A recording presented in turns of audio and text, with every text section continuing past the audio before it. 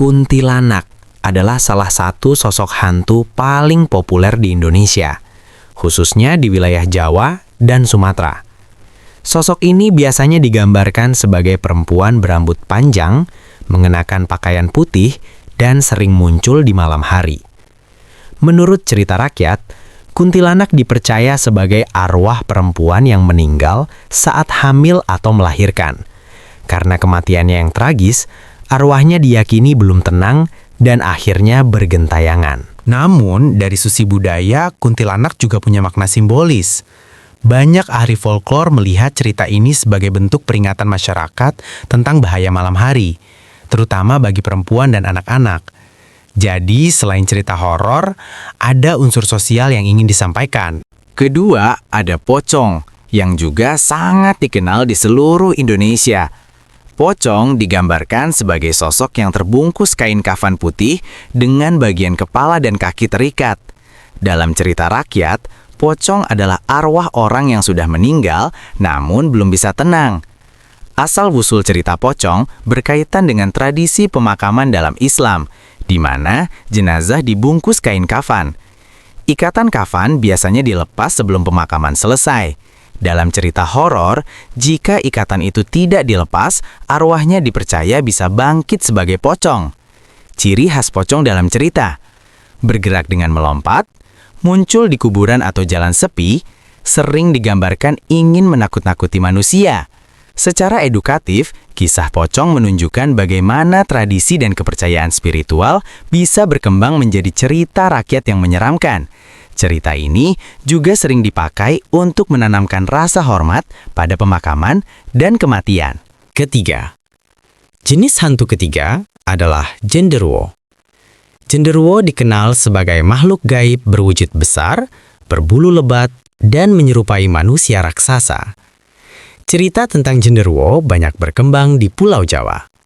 Dalam cerita tradisional, genderuwo dipercaya menghuni hutan lebat, pohon besar, bangunan kosong, tempat sepi. Beberapa kisah menyebut genderuwo bisa mengganggu manusia, menakuti, atau bahkan menyamar menjadi orang lain. Namun, dalam perspektif budaya, genderuwo sering dianggap sebagai simbol ketakutan manusia terhadap tempat gelap dan alam liar. Di masa lalu, cerita tentang genderuwo sering digunakan orang tua untuk melarang anak-anak bermain terlalu jauh di hutan atau keluar malam. Jadi, fungsinya bukan hanya menakutkan, tapi juga sebagai bentuk kontrol sosial dan perlindungan. Selanjutnya, ada tuyul, yang cukup unik dibanding hantu lainnya. Tuyul digambarkan sebagai makhluk kecil seperti anak-anak, berkepala botak, dan sering dikaitkan dengan praktik pesugihan atau kekayaan instan dalam cerita rakyat. Menurut legenda urban, tuyul dipercaya dipelihara oleh seseorang untuk membantu mencuri uang secara gaib. Tuyul disebut menyukai uang dan bisa mengambilnya dari rumah orang lain. Ciri khas tuyul, tubuh kecil seperti anak kecil, bergerak cepat, sering dikaitkan dengan cerita kehilangan uang misterius. Namun, secara edukatif, cerita tuyul bisa dilihat sebagai refleksi sosial tentang kecemasan masyarakat terhadap ekonomi dan kehilangan harta.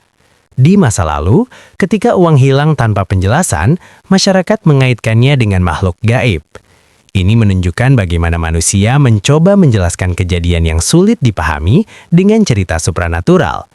Cerita rakyat terakhir berasal dari Sumatera Barat, yaitu Palasik. Palasik dikenal dalam cerita Minangkabau sebagai makhluk yang berhubungan dengan ilmu hitam. Dalam legenda, Palasik digambarkan sebagai manusia yang mempelajari ilmu tertentu untuk memperoleh kekuatan gaib.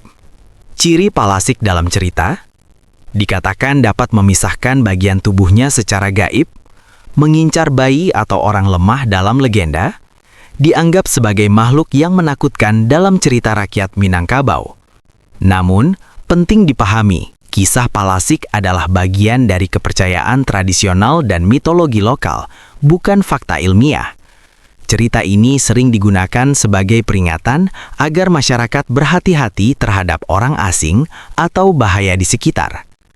Dalam kajian budaya, Palasik menunjukkan bagaimana masyarakat tradisional membangun sistem kepercayaan untuk menjelaskan penyakit, kematian, atau kejadian misterius di masa lalu.